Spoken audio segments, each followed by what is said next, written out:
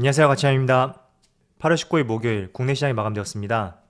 자, 어제 오랜만에 반등이 나왔었는데 오늘은 어제 반등의 그 이상을 뺏어갔던 하루였던 것 같습니다. 정말 오랜만에 코스피가 2%의 급락이 나왔고 코스닥은 무려 3% 가까운 그야말로 폭락이 났습니다. 그래도 10시까지는 나름 선방을 보여주셨었는데 참 이게 중국 시장 개장 시점에 맞춰서 지수가 별다른 반등 없이 계속해서 하락하는 모습을 보여주었습니다. 그리고 오늘 환율도 0.5% 가까운 상승이 나왔고 이런 부분이 지금 계속해서 시장을 누르고 있는 것 같아요. 일단 시가총액 상위 종목들을 살펴볼게요. 자, 시가총액 상위 종목들을 살펴보면 지금 단 3개의 종목 빼고 다 하락이 나왔는데 오늘 빨간불을 보이는 종목들 그리고 업종 아마도 지금 시점만큼은 주도 종목이라고 볼 수가 있습니다. 그동안 코로나 백신 CMO 기업들 삼성바이오로직스하고 SK바이오사이언스, 아울러 카카오뱅크 또 조금 더 폭을 넓히자면 2차전지까지 비교적 지수 대비 좋은 모습이 나왔었는데 오늘도 마찬가지로 카카오뱅크와 SK바이오사이언스가 상승이 나왔고 SK바이오사이언스는 처음으로 시가총액 1페이지에 올라왔네요. 그리고 어제도 상승을 보여주었던 카카오 오늘도 소폭의 상승이 나왔는데 그동안 카카오뱅크 자회사 상장 이슈가 있었기 때문에 어느 정도 보수적으로 봤었다면 지금은 시장보다 조금 강하다고 볼 수가 있고 또 주가가 많이 눌렸던 만큼 한 번씩 관심을 가져보기에 좋은 구간이지 않을까 저는 이렇게 보여지는 것 같습니다. 그리고 반도체 관련 종목도 오늘 1% 하락이 나왔는데 그래도 다른 개별 종목들에 비해서는 나름 선방을 했던 것 같아요. 그럼 이어서 코스닥을 살펴보면 확실히 코스닥은 2차전지 소재 기업들이 여전히 시장을 주도하고 있는 것 같습니다. 지난번에 한 차례 급락이 나왔을 때 이제는 주도 업종이 바뀌는 것은 아닌가 잠시 이런 생각을 했었는데 오늘 코스닥 지수가 3% 하락이 나왔음에도 불구하고 에코프로비엠 그리고 LNF 새롭게 1페이지로 올라온 첨보까지 2차전지 소재 기업들이 오늘도 좋은 모습을 보여주었습니다. 자, 그럼 수급을 한번 살펴볼게요. 먼저 코스피를 살펴보면 오늘도 기관과 외국인의 순매도가 나왔습니다. 자, 그런데 한 가지 특이한 점이 있다면 외국인의 순매도 규모 그리고 기관 지난주에 비해서는 그렇게 큰 규모는 아니었는데 오늘 급락이 나왔습니다. 그 말은 다르게 해석을 해본다면 지난주에 비해서 외국인과 기관의 매도세가 좀 약해지긴 했지만 그 매도 물량을 받아줄 수 있는 개인들의 매수 심리 이 부분이 정말 악화가 되었기 때문에 그렇게 크지 않았던 매도세였음에도 불구하고 주가가 강하게 밀리지 않았나 이렇게 생각하고 있습니다. 그리고 코스닥 자, 코스닥은 어제하고 다르게 기관과 외국인이 순매도를 보여주었고 모처럼 다시 1000포인트 아래로 지수가 밀리게 되었습니다.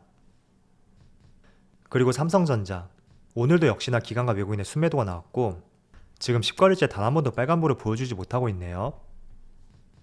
그리고 SK하이닉스 하이닉스는 오늘도 외국인이 순매수를 보여주었고 기관은 오랜만에 다시 순매도를 보여주었습니다. 그래도 삼성전자와 다르게 외국인의 수급이 들어오고 있다는 것에 대해서 한번 우리가 주목할 필요가 있는 것 같습니다. 자, 오늘도 상승이 나왔던 카카오뱅크 역시나 오늘 기관과 외국인의 순매수가 들어왔고 연기금도 꾸준히 매수세를 보여주고 있습니다. 그리고는 지수 대비 좋은 모습을 보여주었던 카카오도 마찬가지로 기관과 외국인의 순매수가 들어왔고 연기금도 매수세를 보여주었네요. 자, 그럼 주체별 매매 동향에 대해서 살펴보도록 하겠습니다. 8월 19일 외국인이 가장 많이 매수한 종목은 카카오, NC소프트, SK하이닉스, LG화학, 카카오뱅크 이렇게 5종목을 순매수 상위 종목 올렸습니다. 이어서 기관을 살펴보면 NC소프트, 크래프톤, 카카오뱅크, 펄어비스, SKC 이렇게 5종목을 순매수 상위 종목 올렸습니다. 자, 일단 오전에 종료되었던 미국 시장 흐름을 살펴보면 S&P 500은 1% 하락이 나왔었고 그리고 나스닥도 1% 가까운 하락이 나왔습니다. 마찬가지로 다우지수도 1% 하락이 나왔고 필라델피아 반도체지수도 1.5% 가까운 큰 약세 모습이 나왔습니다. 이렇게 반도체지수와 미국의 3대 지수를 살펴봤을 때 누가 봐도 좋은 흐름은 아니었는데 그래도 코스피 지수의 분봉을 살펴보면 오전에는 상승하는 패턴으로 전날 미국 시장 흐름과 달리 반등하는 모습을 보여주었습니다. 그런데 거의 시초가 부근까지 올라온 뒤에 이렇게 오후장까지 계속해서 밀리는 모습이 나오고 있죠. 그리고 코스닥 자, 코스닥은 무려 2% 이상의 큰 하락이 나오고 있습니다. 일단 시장의 분위기에 대해서 왜 이런 흐름이 나오고 있는지 먼저 결론부터 말씀을 드린다면 바로 오늘 새벽에 지난 7월달 FOMC 회의 의사록이 발표가 되었고 그리고 발표된 의사록에 따르면 미국 경제가 예상보다 빠르게 성장하고 있고 그로 인해 통화정책에 대한 경기 부양을 서서히 줄일 필요가 있다는 내용이 포함이 되어 있었습니다. 그래서 의사록의 결론을 말씀을 드리면 미 연준 대부분의 의원들이 올해 말부터 자산 매입 속도를 줄여나갈 것이라고 의견을 모았다고 볼 수가 있습니다. 즉 한마디로 연말에 테이퍼링을 실시하겠다. 거의 확실시되는 분위기라고 볼 수가 있습니다. 그래도 조금 더 테이퍼링 개시에 대해서 우리가 명확하게 알기 위해서는 다음 주에 8월 잭슨홀 미팅이 있는데 여기에서 파월 연준 의장이 어떤 입장을 내놓는지 이 부분을 관심 있게 지켜보는 것도 상당히 중요할 것 같습니다. 그래서 파월 연준 의장의 의견과 또 다음 주에 있는 잭슨홀 미팅과 9월달 FOMC 회의를 기점으로 해서 구체적인 결과가 발표될 수 있는 가능성이 상당히 높다고 보여지거든요. 그래서 최근에 반도체를 중심으로 시장이 많이 불안정해졌는데 오늘의 하락을 부추겼던 것은 지난달 FOMC 회의 의사록에 테이퍼링에 대한 구체적인 내용이 담겼고 이 부분이 전날 미국 시장과 아시아 시장까지 모두 부정적으로 다가왔다고 볼 수가 있습니다. 자, 일단 오늘 코스피 지수가 1% 이상의 급락이 나고 있는데 지난주에 큰 폭의 하락을 보여주었던 삼성전자와 SK하이닉스, 물론 오늘 약세의 흐름을 보여주고 있긴 하지만 전체적인 지수의 낙폭 대비 큰 하락은 나오지 않고 있습니다. 자, 저는 삼성전자와 SK하이닉스의 흐름에 대해서는 지난번에도 한번 언급해드렸지만 반도체 업황에 대한 이슈, 그리고 D램 가격에 대한 이슈, 개인적으로 이런 내용보다는 테이퍼링 이슈에 대해서 조금 더 관심을 가져야 된다고 보여주고 있습니다. 그 말은 반도체 업황과 D램 이슈 같은 경우에는 저는 충분히 주가에 반영이 되어 있다고 생각이 되고, 반대로 테이퍼링 이슈 같은 경우에는 미국 시장을 중심으로 기술주가 부러지게 된다면 충분히 국내 시장의 기술주도 약세가 나올 수가 있으니까 그런 맥락에서 업황에 대한 이슈보다는 조금은 테이퍼링 이슈에 대해서 계속 관심을 가져보고 미국의 대표 팡 기업들 어떤 흐름으로 주가의 변화가 있는지 같이 챙겨보시면서 매매 계획을 세워보는 것이 좋은 전략이라고 말씀을 드리겠습니다. 자, 그래서 테이퍼링 이슈가 나올 때마다 한 가지 나오는 말이 있는데 바로 여기 기사에도 나와 있듯이 테이퍼링이 실시되면 주가가 폭락할까? 아마 이런 부분을 많이 걱정을 하실 거예요. 물론 결과에 대해서는 알 수는 없습니다. 지금 구체적인 테이퍼링 이슈가 나왔기 때문에 자산 매입 축소, 채권 매입도 줄여나갈 것이고 아마도 매달 단계적으로 진행이 될 거예요. 그리고 국내 시장은 연말에 기준금리를 인상한다고 하였고 미국 시장은 아마도 2년 뒤쯤에 금리 인상을 점치고 있는데 어쨌든 채권을 매입하고 자산 매입을 축소한다는 것은 그만큼 시장의 유동성을 줄여나가겠다. 그런 의도라고 볼 수가 있고 분명히 주식시장에는 좋지 못한 행동이 될 수 있습니다. 그래서 이런 부분이 얼마나 하반기에 주식시장에 영향을 미칠지 솔직히 그 규모에 대해서는 알 수는 없겠지만 우리가 반대로 이런 생각도 한번 해볼 수 있다는 거죠.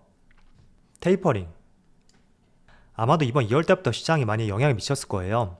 그래서 2월달에 채권금리도 많이 상승을 했었고 그 때문에 기술주와 성장주의 주가가 많이 부러지기도 했었는데 계속 이런 테이퍼링 이슈가 나올 때마다 주식시장은 약세의 모습을 이어왔습니다. 오늘도 마찬가지죠. 자, 그런데 주식은 항상 선반영된다. 이런 이야기를 많이 들었잖아요. 그래서 우리는 테이퍼링에 대해서 계속해서 이런 이슈가 나올 때마다 주가는 조정을 받았었고 또 상승할 만하면 상승하지 못하는 그런 상당히 부정적인 재료였고 그 기간이 무려 6개월 이상 계속 이어지고 있습니다. 그래서 테이퍼링에 대해 구체적인 내용이 나왔다고 하더라도 이런 부분이 과연 시장에 얼마나 영향을 미칠까? 이미 알려졌던 재료였던 만큼 한 번쯤은 우리가 고민을 해볼 수도 있는 하나의 주제라고 생각을 하고 있습니다. 그래서 과연 단기적인 이슈에 그칠지 아니면 본격적인 하락을 부추길 수 있는 하나의 시발점이 될지 이런 부분은 어느 누구도 결론을 내려서 발표를 할 수가 없습니다.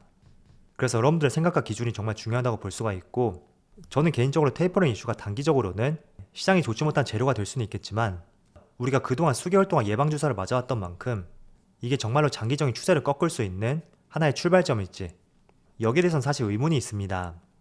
가령 이런 거죠. 자, 몇몇 종목들의 차트를 보면서 말씀을 드려볼게요. 자, 먼저 SM의 주가를 보시면 SM이 지난 5월달부터 지금 100% 이상의 상승이 나왔는데 제가 정확한 기사 시점은 확인하지 못했지만 아마도 5월쯤에 SM 이수만 회장이 지분을 매각한다는 이슈가 있었고 그 기업 중에 하나가 카카오하고 CJ 그리고 여러 기업들이 지분 경쟁을 벌이고 있다. 이런 내용들이 꾸준히 나오고 있습니다. 어떻게 보면 M&A 이슈가 주식시장에서 정말 가장 핫한 재료가 될 수가 있는데 지금 SM 같은 경우는 이 내용에 대한 결과 그리고 결론 아직까지 결정되지가 않았습니다. 그래서 이수만 회장의 지분을 누가 가져갈 것인지 결론이 나오지 않았기 때문에 계속해서 시장에는 기대감으로 남아있고 이런 부분이 주가의 지속적인 상승으로 이어갈 수 있다고 볼 수가 있습니다. 물론 실적도 한몫을 했었겠죠. 그리고 SM의 자회사인 SM CNC도 마찬가지예요. 1,500원 했던 주가가 4,000원 이상까지 이렇게 강한 상승이 나왔던 것도 대기업들의 끝나지 않은 지분 전쟁, 거기에 대한 기대감으로 계속해서 주가가 좋은 모습을 보였다고 해석을 해볼 수가 있습니다. 그리고 인터파크도 마찬가지로 M&A 매물로 나왔고 아마 처음으로 나왔던 시점이 이때일 거예요.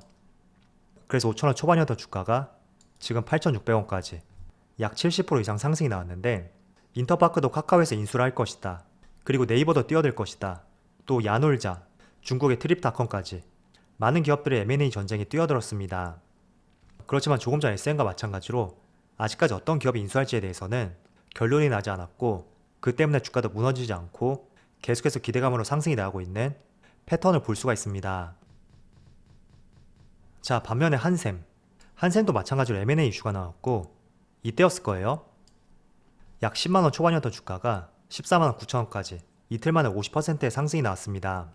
그런데 조금 전에 보여드렸던 SM, 그리고 SMCNC, 또 인터파크까지 이 세 개의 기업과는 다르게 주가에 급락이 나왔고 다시 주가는 원상복귀가 되었죠. 자, 차이점이 있다면 한샘은 M&A 이슈가 나온 3일 만에 사모펀드의 매각이 확정이 되었고 재료가 소멸이 되었습니다. 그래서 더 이상 시장에서는 기대할 수 있는 재료는 아니었기 때문에 주가에 급락이 나왔다고 볼 수가 있습니다. 자, 그래서 드리고 싶은 말씀은 다시 한번 불거지고 있는 테이퍼링 이슈. 솔직히 이 테이퍼링 이슈가 어떤 결과를 가져올지에 대해서는 어느 누구도 장담할 수가 없습니다. 그렇지만 조금 전에 사례를 보여드렸듯이 재료라는 것은 긍정적이든 부정적이든 결론이 나기 전에는 기대감이 생길 수가 있고 또 걱정이 계속해서 지속될 수가 있습니다. 그렇지만 한번 결론이 난 재료 같은 경우에는 아무리 긍정적이든 부정적이든 장기적으로 시장에 영향을 미칠 수 있는 재료가 될 수 없다는 측면을 봤을 때는 제가 조금 전에 M&A 사례를 통해서 말씀을 드렸듯이 한번 이러한 내용도 여러분들 생각해 보는 것도 중요한 시점이 될 것 같습니다. 어쨌든 그래도 지금 시점을 봤을 때는 코스피가 장기 이평선을 다 이탈했고 추세적으로 우하향 흐름을 보여주고 있습니다. 그리고 마찬가지로 코스닥은 그래도 121선 위에 걸쳐있긴 하지만 추세적으로 우하향 흐름을 보여주고 있기 때문에 항상 적극적인 매매는 조금 자제하시고 또 종목의 수를 너무 많이 늘리지 마세요. 왜냐하면 내가 5종목을 보유할 때와 30종목을 보유할 때 내가 보유한 종목의 절반이 지금 파란불일 때는 전자는 약 2개에서 3종목, 후자는 15종목. 비율로는 비슷하다고 볼 수가 있지만 심리적으로 내가 종목을 많이 보유했을 때 더욱더 심리적으로 꼬일 수가 있습니다. 그래서 빠르게 사고 빠르게 매도할 수 있는 그런 방향성이 아니라면 항상 종목의 수는 늘리지 말고 선택과 집중해서 소수의 종목을 들고 가자. 항상 이런 전략과 함께 테이퍼링 이슈가 끝나기 전까지는 동일하게 한번 적용을 시켜보셨으면 좋겠습니다. 자, 어제 잠깐 반등이 나온 듯 했는데 또 한번 오늘 이렇게 실현해 주네요. 모두 쉽지 않은 하루였는데 정말 수고 많으셨고요. 내일만큼은 조금 시장이 안정화되어서 또 불안하지 않은 주말을 맞이할 수 있는 시점이 되었으면 좋겠습니다. 자, 그럼 오늘 영상 여기서 마치도록 하고요. 언제나 여러분의 성공 투자를 기원하도록 하겠습니다. 감사합니다.